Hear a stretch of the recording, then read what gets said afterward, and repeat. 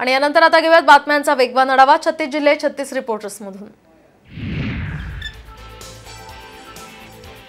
भविष्यात राज्यपाल विरुद्ध राज्य सरकार संघर्ष आता आणखी तीव्र होण्याची चिन्ह आहे। राज्यपालांनी मंजुरी दिली नाही तर निवडणूक घेण्यावर महाविकास आघाडी सरकार ठाम आहे। विधिमंडळानं नियम बदलले ते विधिमंडळाचे अधिकार आहेत असं पत्रच मुख्यमंत्र्यांनी राज्यपालांना लिहिलं। तर आज संध्याकाळपर्यंत राज्यपालांनी मंजुरी द्यावी असा पुनरुच्चार सुद्धा या पत्रामध्ये करण्यात आलाय। दरम्यान आज संध्याकाळी निवडणूक कार्यक्रम सुद्धा जाहीर होण्याची शक्यता आहे।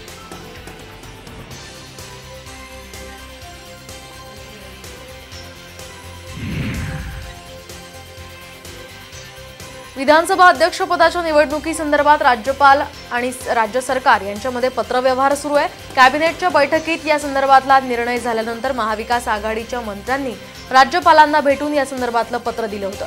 दरम्यान मी कायदेतज्ञांचं मत जाणून घेतोय असं राज्यपाल भगतसिंह कोश्यारी यांनी पत्राच्या माध्यमातून सरकारला कळवलं होतं। दरम्यान आता राज्य सरकार आणि राज्यपाल यांच्यातला संघर्ष आणखीन तीव्र होईल।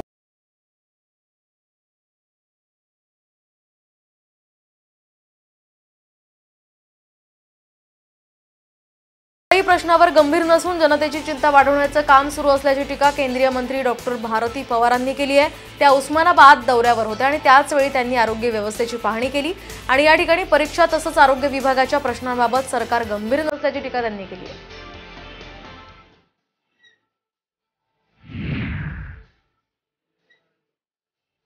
1 जानेवारीपासून कपड्यावर जीएसटी वाढवण्याचा निर्णय केंद्र सरकारने घेतलाय। सरकारच्या या निर्णयाविरोधात आज नागपुरातील होलसेल कपडा व्यापाऱ्यांनी धरणं आंदोलन केलं। तर कपड्यावर जीएसटी वाढवल्यास त्याचा सर्वसामान्य जनतेला फटका बसेल, महागाई वाढेल आणि त्यामुळे सरकारने ही वाढ मागे घ्यावी अशी मागणी या व्यापाऱ्यांनी केली आहे। कपडा व्यापाऱ्यांनी काळ्या फिती लावून केंद्र आणि राज्य सरकारचा यावेळी निषेध केला।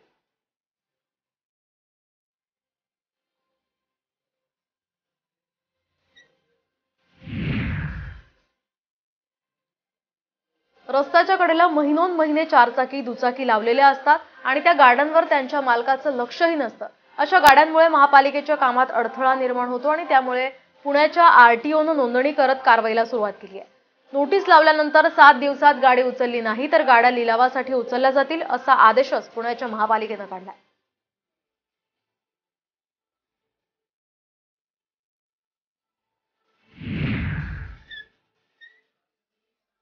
मुलांच्या लसीकरणाबाबत एक मोठी अपडेट समोर येते। 15 ते 18 वर्ष वयोगटातील मुलांच्या लसीकरणासाठी 1 जानेवारीपासून कोविन ॲपवर आता नोंदणी करण्यात येणार आहे। तर नोंदणी करण्यासाठी शाळेचं ओळखपत्र वापरता येईल। पंतप्रधान नरेंद्र मोदींनी शनिवारी मुलांच्या लसीकरणाची घोषणा केली होती। तर 3 जानेवारीपासून मुलांच्या लसीकरणाला सुरुवात करण्यात येणार आहे।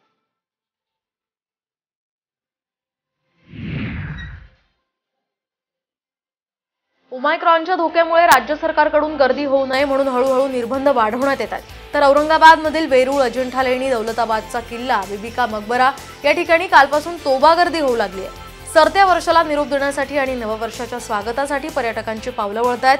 त्यामुळे कोरोनाचा धोकाही अधिक वाढत चाललाय।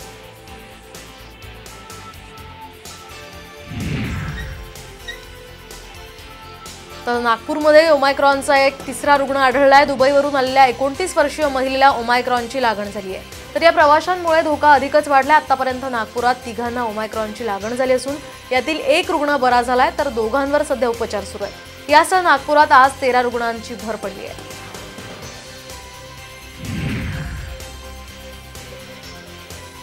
नागपुरात कोरोनाचा प्रभाव वाढताना दिसतोय, त्यामुळे नागपूरकरांची चिंता आता वाढली आहे। नागपुरात 6 महिन्यानंतर एकाच दिवशी 32 नवे रुग्ण आढळून आलेत। तर VNITच्या 4 विद्यार्थ्यांना कोरोनाची लागण झाली असून 4 विद्यार्थ्यांना विलगीकरणात ठेवण्यात आले आहे। एक विद्यार्थी पॉझिटिव्ह आल्यानंतर 500 विद्यार्थ्यांची RT-PCR चाचणी करण्यात आली होती आणि जिल्ह्यातील कोरोना पॉझिटिव्हिटी दर हा 1% या ठिकाणी आहे।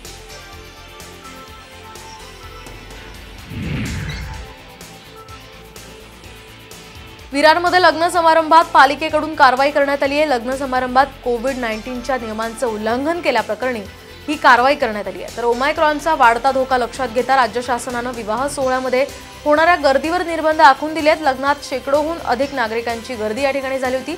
सोशल डिस्टन्सिंग आणि मास्कचा सुद्धा वापर न केल्यानं पालिकेनं हॉल मालकावर 50,000च्या दंडाची कारवाई केली आहे।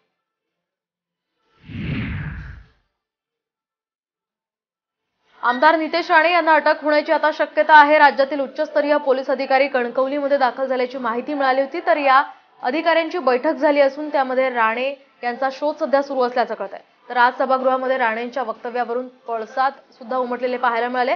त्यामुळे राणेंच्या दुहेरी अडचणीत आता वाढ झाली आहे।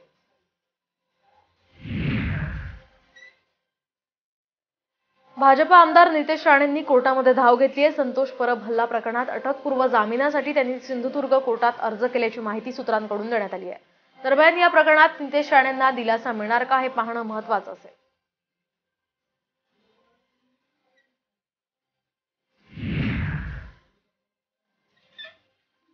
सुडाच्या भावनेमुळे नितेश राणेंवर कारवाई करण्यात येते। आम्हाला काही अज्ञातवासात जाण्याची गरज नाही असं म्हणत केंद्रीय मंत्री नारायण राणे यांनी नितेश राणे यांची पाठराखण केली आहे। तर विरोधकांना त्यांनी सूचक इशाराही दिलाय। सिंधुदुर्ग जिल्ह्यातील शिवसैनिक संतोष परब यांच्यावरील जीवघेणा हल्ला नितेश राणेंना भोवणार असल्याचं बोललं जात आहे आणि आमदार नितेश राणे त्यांचे पीए अज्ञातवासात गेल्याची माहिती मिळत होती। त्या संदर्भात नारायण राणे यांनी हे वक्तव्य केलं।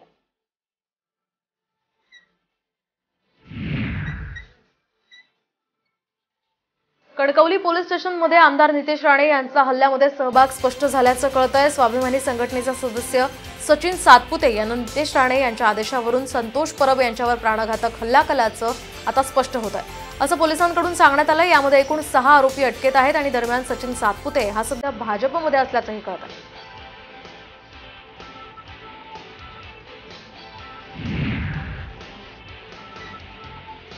सिंधुदुर्ग जिल्हा बँक निवडणुकीचं वातावरण आता चांगलंच तापू लागलंय। आज शिवसेना आमदार वैभव नाईक यांच्या नेतृत्वाखाली शिवसैनिकांनी कणकवली पोलीस ठाण्यात धडक दिली।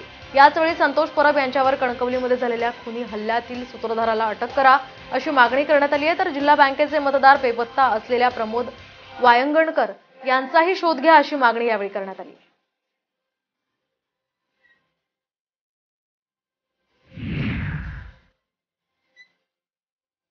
माजी गृहमंत्री अनिल देशमुखांना आता कोर्टाकडून आजही दिलासा मिळालेला नाहीये। देशमुखांच्या न्यायालयीन कोठडीत 14 दिवसांची वाढ करण्यात आली आहे। मनी लॉन्ड्रिंग प्रकरणी देशमुखांना अटक झाली आहे। याच प्रकरणाची सीबीआय आणि ईडीकडून तपासणी सुरू आहे। देशमुख सध्या आर्थर रोड कारागृहात आहे।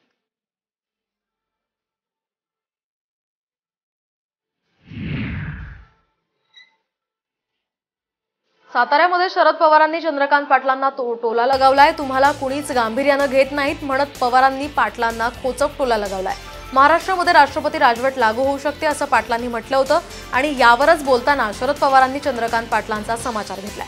विधिमंडळामध्ये उद्धव ठाकरे यांच्या नेतृत्वाखाली सरकार स्थिर आहे असं असताना जे अस्वस्थ आहेत त्यांच्याकडून अशी विधानं होत आहेत आणि याआधी सुद्धा अशी विधानं त्यांनी केली आहेत। त्यामुळे महाराष्ट्रानं ती ऐकलीही आहे, त्याचा काहीही परिणाम झाला नाही। त्यामुळे त्यांना कोणीही गांभीर्यानं घेत नाहीत असं शरद पवारांनी म्हटलंय।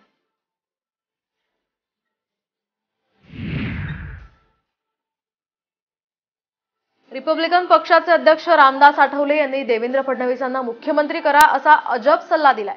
मुख्यमंत्री उद्धव ठाकरे हे आजारी आहेत ही गोष्ट खरी आहे। अजून त्यांना ठीकठाक होण्यासाठी 2 ते 3 महिन्यांचा कालावधी लागणार आहे आणि त्यामुळे फडणवीसांना मुख्यमंत्री करावं असा अजब सल्ला रामदास आठवलेंनी दिलाय।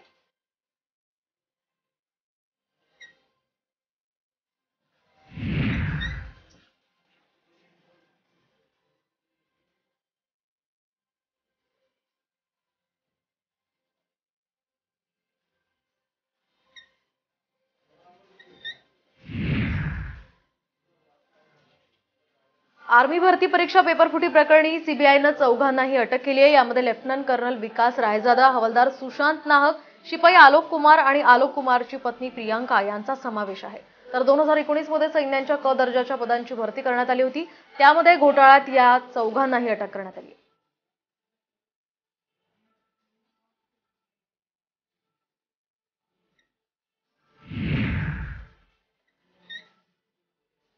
आळेफाटा परिसरात पिस्तुलाच्या विक्रीसाठी आलेल्या 3घांनाही पोलिसांनी ताब्यात घेतलं आहे। त्यांच्याकडून गावठी कट्ट्यासह 2 जिवंत काडतुसं हस्तगत करण्यात आली आहे। तर पंकज चाहेर, आमिर शेख आणि अजित आवारी असं या 3घांचं नाव आहे। या 3घांवर आळेफाटा पोलिसांनी कारवाई करत अवैध शस्त्रास्त्राची विक्री आणि बाळगण्याप्रकरणी त्यांना अटक करण्यात आली आहे।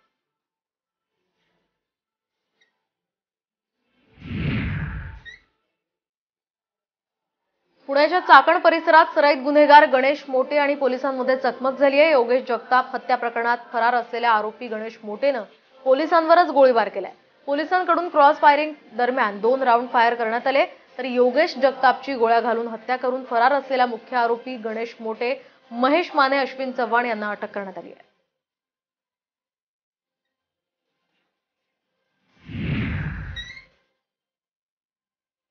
यवतमाळमध्ये 2 दिवसात एकाच कुटुंबातील 2 मुलांवर ऍसिड सदृश्य केमिकलचा हल्ला करण्यात आलाय आणि या घटनेने परिसरात खळबळ माजली आहे. वणीमध्ये ही धक्कादायक घटना घडली आहे. शनिवारी 4 वर्षांच्या मुलीवर तर रविवारी 6 वर्षांच्या मुलीवर हा हल्ला करण्यात आलाय. दोन्ही बालकांवर वणी येथील रुग्णालयात उपचार सुरू असून त्यांना आता घरी सोडण्यात आलंय. दरम्यान आता हल्ला करणाऱ्या आरोपींचा पोलीस शोध घेत आहेत.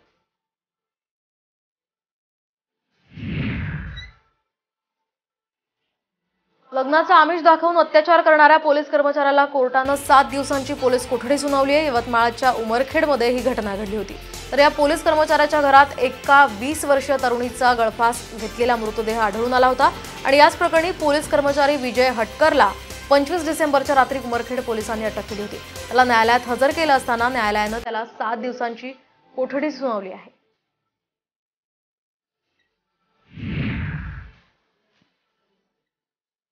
गोंदिया इथून प्रवाशांना घेऊन भंडाऱ्याकडे जात असलेल्या एसटीवर कारमधून आलेल्या इसमानं दगडफेक केली आहे. यामध्ये एसटीचं नुकसान झालेलं आहे. एसटीची काच फुटली असून दगडफेकीमध्ये चालक जखमी झालाय. तर या दगडफेकीमध्ये एसटीचं आर्थिक नुकसान झालेलं आहे. या प्रकरणी तुमसर आणि तिरोडा पोलिसात अज्ञाताविरोधात गुन्हा दाखल करण्यात आला.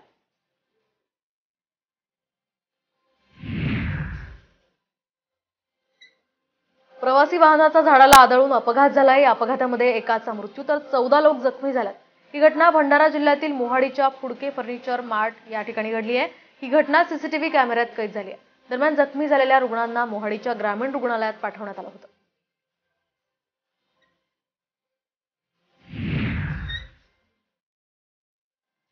पिंपरी चिंचवड आणि चाकण औद्योगिक परिसरातील गुन्हेगारी ही दिवसेंदिवस वाढत चालली आहे. या परिसरामध्ये गुन्हेगारी रोखण्यासाठी आता पिंपरी चिंचवड पोलीस आयुक्त कृष्ण प्रकाश यांनी कंबर कसली आहे. योगेश जगताप हत्येतील आरोपी खेडच्या कोये करकुंडी या ठिकाणी पडीक खोल्यांमध्ये दबा धरून बसले होते आणि त्याच वेळी आयुक्त कृष्ण प्रकाश आणि पोलीस टीम आरोपींच्या शोधात घटनास्थळी दाखल झाली आणि सिने स्टाईल ही कारवाई या ठिकाणी झाली आहे.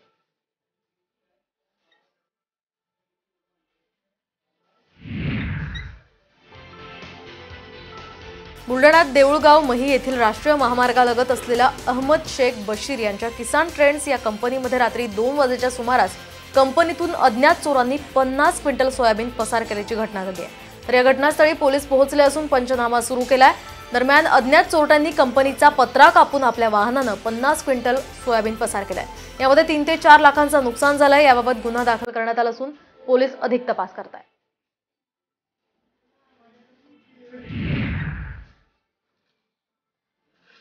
हिंगोलीतील पिंपरी गावाजवळ 2 दुचाकींचा समोरासमोर धडक होऊन अपघात झालाय आणि या अपघातात 3 जण गंभीर जखमी झाले असून एका शाळकरी मुलीसह विद्यार्थ्यांचा यामध्ये समावेश आहे. तर या अपघातामध्ये जखमी झालेल्या रुग्णांना रस्त्यातून जाणाऱ्या प्रवाशांनी रुग्णालयात उपचारासाठी दाखल केले.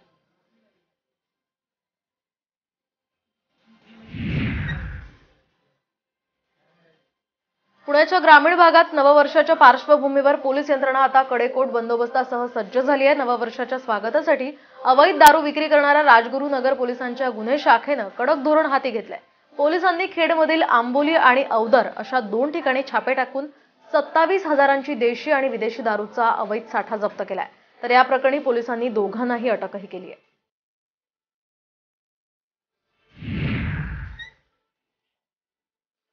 रेशन दुकानातून 120 क्विंटल तांदूळ काळ्या बाजारात विक्रीसाठी घेऊन जाणाऱ्या संतोष सोरेकरांना पोलिसांनी गुन्हे शाखेच्या पथकानं अटक केली आहे.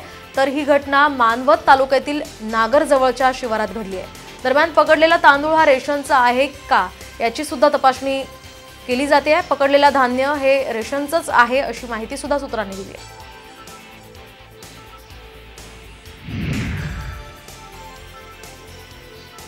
नांदेडकरांना मालमत्ता कर भरावा लागणार आहे. थकीत करांमुळे नांदेड महापालिका आर्थिक अडचणीत आली आहे. 1,16,000 मालमत्ता धारकांकडे 288 कोटींची थकबाकी आहे. तर कोरोनाच्या या संकटामुळे 2 वर्षांपासून वसुली मोहीम थंडावली आहे. आतापर्यंत केवळ 11% वसुली झाली आहे. तर महापालिकेनं वसुलीचं उद्दिष्ट मार्च महिन्यापर्यंत पूर्ण करण्याचे निर्देश दिले असल्यानं महापालिकेनं विविध वसुली पथकं तयार केली. त्यामुळे आता नांदेडकरांना मालमत्ता कर हा भरावाच लागणार आहे.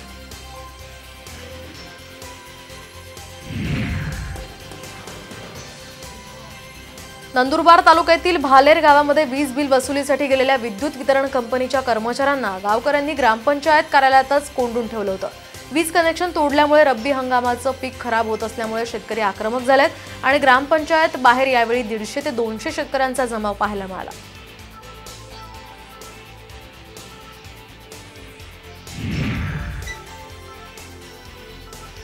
नंदुरबार जिल्ह्यातल्या अक्कलकुवा तालुक्यातल्या काही शेतमजुरांची घरं आगीत जळून खाक झाली आणि या आगीमध्ये कच्च्या स्वरूपातली घरच नष्ट झाली असून घरगुती साहित्य, धान्य यासह पशुधन सुद्धा जळून खाक झालंय। सध्या हे शेतमजूर पश्चिम महाराष्ट्रात मजुरीच्या कामावर आहेत। त्यांना मदतीची मोठी गरज आहे आणि या गरजूंना मदतीसाठी बँकेच्या काही खात्यावर मदत पाठवण्याचं आवाहन सामाजिक कार्यकर्ते शिवानंद हक्के यांनी केलं आहे।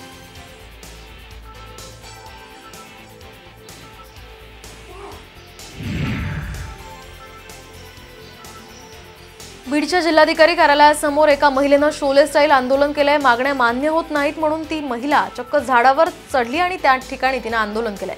सफाई कामगारांना किमान वेतन आणि कामावर परत घ्या या मागणीसाठी हे आंदोलन सुरू आहे। मात्र तरी सुद्धा काही फरक पडत नसल्यामुळे ही महिला 19 दिवसांमध्ये दुसऱ्यांदा झाडावर चढली आहे। दरम्यान आंदोलनस्थळी पोलीस प्रशासनासह अग्निशमन दलाचे काही कर्मचारी सुद्धा दाखल झाले होते।